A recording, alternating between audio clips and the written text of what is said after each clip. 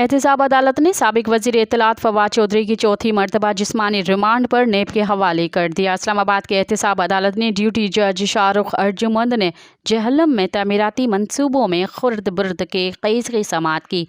ने प्रोसिक्यूटर और वकील सफाई अदालत ने दलाइल दिए। पुलिस ने जिस्मानी रिमांड ख़त्म होने पर मुलजिम को अदालत में पेश किया।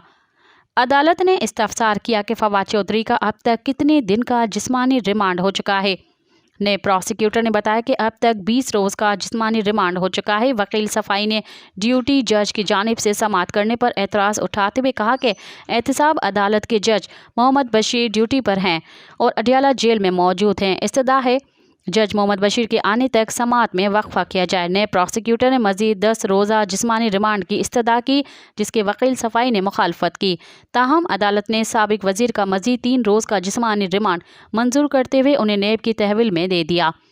दुरेन असना कमरा अदालत में सहाफ़ियों से गैर रस्मी गुफ्तगू करते हुए फवाद चौधरी ने कहा कि पानी PTI इमरान खान ने इलेक्शन कमीशन हुक्काम का कोई धमकी नहीं दी। मज़ीद ख़बरन ऐं तफ़सीलात लाइ विज़िट कयो असांजी वेबसाइट www.awamiNewsHD.com ऐं ॾिसंदा रहो अवामी न्यूज़ HD।